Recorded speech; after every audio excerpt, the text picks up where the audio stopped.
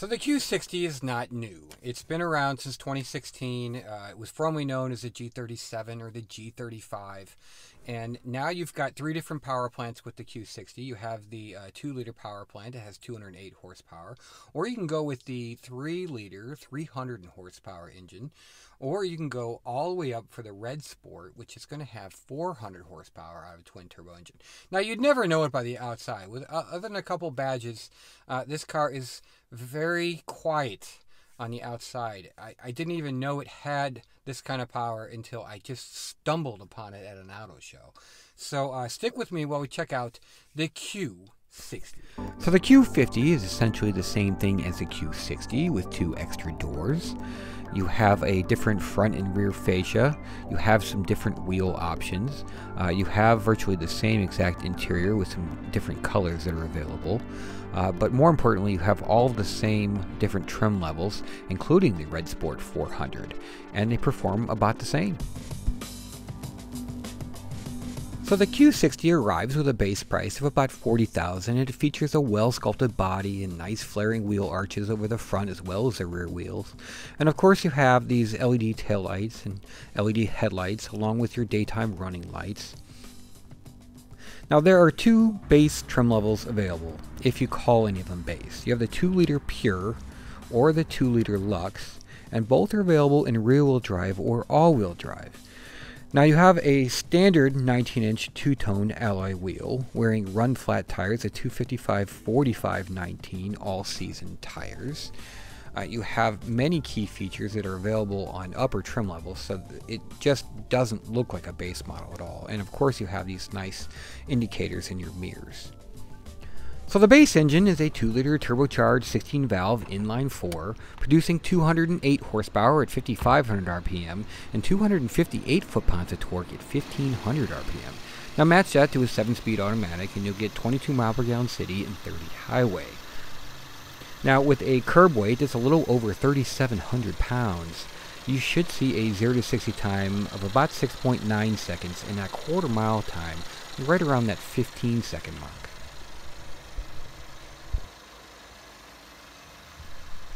So as you make your way to the interior on this model, it's got some white contrast stitching, some soft touch, and some brushed aluminum. You also have leatherette seats along with this analog gauge cluster and its informational display. You have 2 screens. Your top screen does not show a navigation because it doesn't have it on this model, but you do have all of the nice touches that the other models have, along with your sport mode, standard, snow, and your personal. You have, your dual zone climate control, and you can control it right there at your fingertips. Or you can have it on each side of the stack for the driver as well as the passenger. And there's some things like performance mode and some things that you can adjust, and it's easy to navigate and easy to read. So every Q60 comes with stiffer springs than the Q50 cousin. However, both cars have active trace control steering, which adjusts vehicle braking and an engine torque to enhance cornering feel. Now combine that with a independent double wishbone suspension up front and independent multi-link in the rear, as well as a front and rear stabilizer bars. Now if you want to take things a step further, the V6 has dynamic suspension, which has continuously variable electronically controlled shock absorbers that adjust during driving conditions. Now if you go with the Sport or the Red Sport model, you go with the dynamic digital suspension. Either way, the heart of this car really comes down to the suspension along with the engine. And speaking of engines, there are two different 3-liter options available. You have the Lux and the Sport that you see here, and the Lux starts about $45,000, where the Sport starts about $48,000. Now, they're powered by a twin-turbo V6, producing 300 horsepower and 295 foot-pounds of torque, and you're going to get 19 city and 28 highway. Now, with a curb weight of 3,727 pounds, you'll see a 0 to 60 time of about 5.2 and a quarter mile, about 13.7. So as we make our way to the 3-liter Lux model, the base interior is a stone or graphite leatherette with brushed aluminum. However, this is the upgrade. If you were to move to the Sport, you could get a black with a carbon fiber trim, or this Monaco red semi-leather with silver optic fiber trim, which is also used in the Red Sport model. You have this kick plate that's illuminated, which is a $400 accessory. You also have the Bose sound system, which is a standard for the 3-liter and up model. You have these beautiful looking seats that feel great and have white contrast stitching, and you have lumbar support as well as bolster adjustment, which is really nice. You have this really nice steering wheel that has its aluminum accents, its white contrast stitching. You have your cruise control on the right spoke, and on the left you have all of your connectivity. You have standard analog gauges, which I thought would have been an upgrade in this car, or at least a Red Sport. Unfortunately, all the cars get the same analog gauges.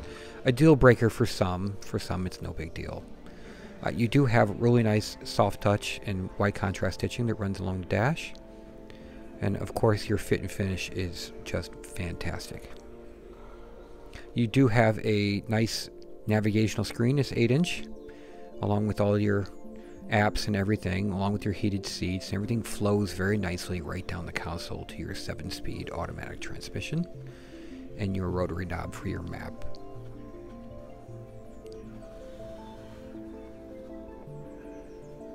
All the materials and the white contrast stitching just add to all the nice touches and the quality that you expect from an Infiniti. I found everything was easy to use and easy to navigate.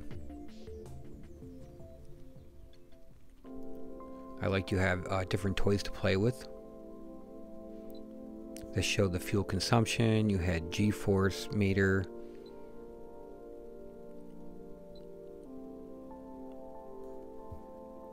Along with all your performance modes. I was a little depressed it had no Android Auto or Apple CarPlay. Under your center armrest, you have plenty of storage, as well as your aux and USB connectivity, which is not buried in the bottom for a change. I actually like that. And of course you have a sunglass container.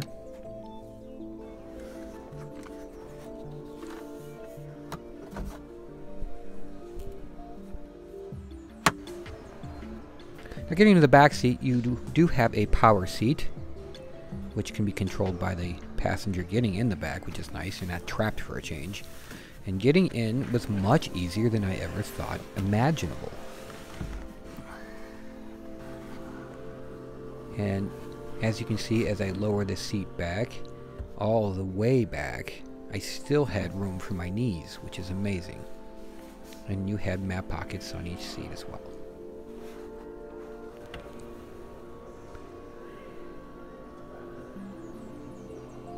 Just hit the button and you can actually get out yourself. Now the back seats were also a very nice place to sit, very well made with its white contrast stitching and your shallow cup holders in the middle. Now the trunk was a good size for a coupe, I thought.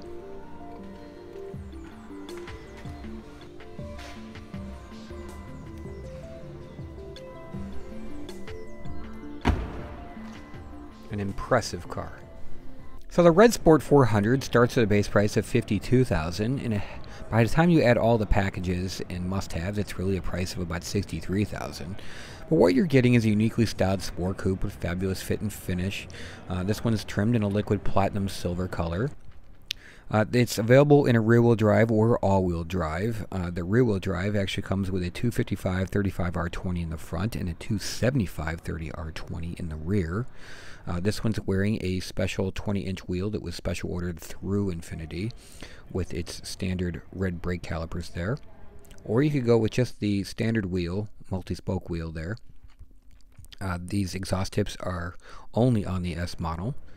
And of course you have your S badging with your chrome vents, which if you really don't want chrome, you can be part of the carbon fiber package, which will eliminate all that. You do have some illumination underneath the car, as well as your kick plates, which are part of the accessories if you want to add those. But really what the meaning of this car is its twin turbo V6 producing 400 horsepower and 360 foot-pounds of torque. It's still going to get 20 mile per gallon city and 27 highway, and on a curb weight of about 3,900 pounds, you're going to see 0 to 60 in 4.5 seconds and a quarter mile time of about 13.1. Now I do like that the battery is actually in its own little holding area so that the heat doesn't destroy it over time, and they have a little compartment on the other side for your brakes as well,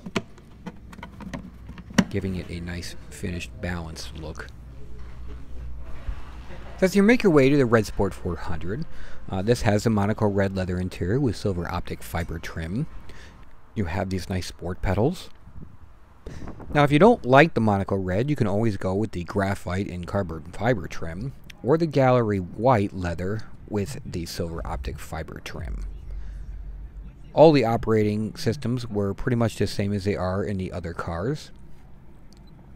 This car does have a Sport Plus mode, which is unique. Now, according to engineers, you could go with a personal mode to adjust every little thing on the car to make it the way you want it. And there's over 300 different combinations to do so. In the end, you're probably a lot better off just putting it in sport mode and having some fun. Now there are several different packages. They have the Pro Assist package, which is some of your basic safety like backup collision or rate sensing wipers. Or you can go with the Sensory package, which is got heated front seats or heated steering wheel and things like that. Both those packages are $22.50. Now if you go with the Pro Active package, it'll run you $28.50 with lane departure warning and blind spot intervention.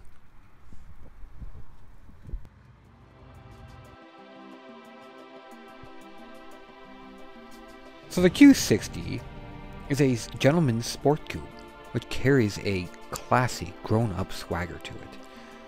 In fact, it has an amazing set of suspension and drivetrain options that will easily impress you.